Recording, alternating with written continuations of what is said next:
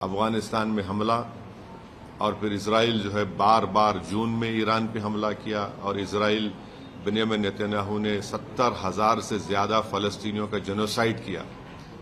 ये जेनोसाइडल रजीम है और जो हमेशा शरारत करते रहते हैं।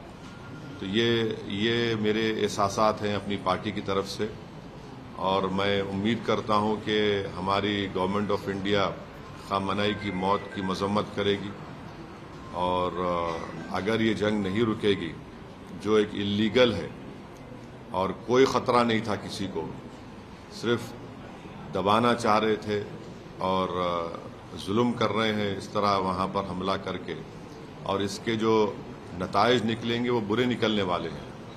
हम लोग अंडर एस्टिमेट कर रहे हैं, ये ख़त्म होने वाली नहीं। अगर ट्रंप और नेतन्याहू समझ रहे हैं कि रजीम चेंज होगा ईरान में, मैं नहीं समझता कि रजीम चेंज होने जाने वाला है।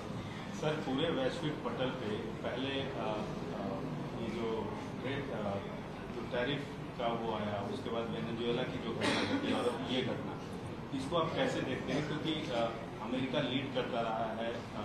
नहीं, देखिए, जितना इंटरनेशनल रूल बेस्ड ऑर्डर था वेनेजुएला पे हमले के बाद वो खत्म हो गया। अब और उसको आप खत्म कर दिए जब आप इजराइल के साथ मिलकर ईरान पर हमला किए। जेनीवा में ब्रेक थ्रू हो गया था बातचीत का। ओबामा जब प्रेसिडेंट थे तो उन्होंने ईरान से JCPOA एक एग्रीमेंट किया कि सिर्फ 3% न्यूक्लियर फ्यूल बनाएंगे। ट्रंप प्रेसिडेंट बने, उन्होंने उस ट्रीटी को ही खत्म कर दिया। तो ईरान 60% पे चला गया। 90% होना चाहिए आपको न्यूक्लियर बॉम्ब बनाने के लिए। अब कौन जिम्मेदार है उसका, बोलिए? अब जेनीवा में बातचीत हो रही थी, तकरीबन ब्रेक थ्रू हो गया था, और जैसा ब्रेक थ्रू हुआ, ये गोरी चमड़ी का ट्रंप जो है बेंजामिन नेतन्याहू के इशारे पर यहां पर ईरान पे हमला कर दिया और पूरा इलाका जो है वो टर्मोइल में आ गया। आप बताइए, दुबई का एयरपोर्ट में लोग फंसे हुए हैं, फ्लाइट्स कैंसल हो रहे हैं, एक अफरा तफरी का माहौल बन चुका है पूरा, और ऑयल प्राइसेस बढ़ जाएंगे और उसका असर भारत पे ही पड़ने वाला है। हम तो 80%, 25% तो ऑयल तो इंपोर्ट करते हैं हम। अगर $1, $2 भी बढ़ गया तो कितना बड़ा हम पे बोझ पड़ जाएगा। तो ये चीजें हैं, और सिर्फ एक स्टेटमेंट देने से भारत सरकार, मोदी सरकार अपनी जिम्मेदारी को नहीं निभा रही।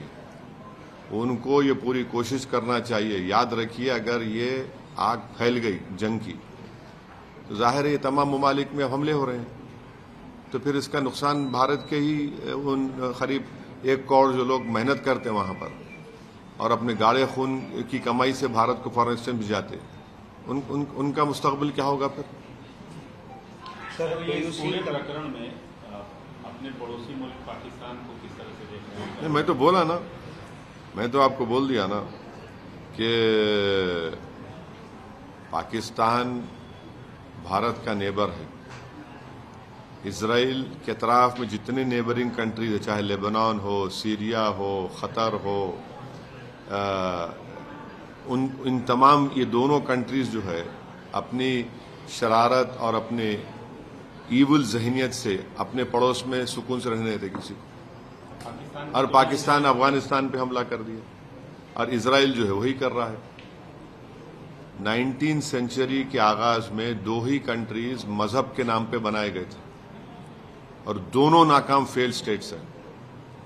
ये आपके सामने मिसाल है, देख रहे हैं आप। एक तो जेनोसाइड कर रहा है फलस्तीनियों का 75 साल से, और एक रेसिस्ट और डिस्क्रिमिनेटरी स्टेट अगर कहीं दुनिया में है तो इसराइल है। और ये पाकिस्तान कभी भी भारत को सुकून से रहने नहीं देगा, हमेशा टेररिज्म को प्रमोट करता है और प्रमोट करता है।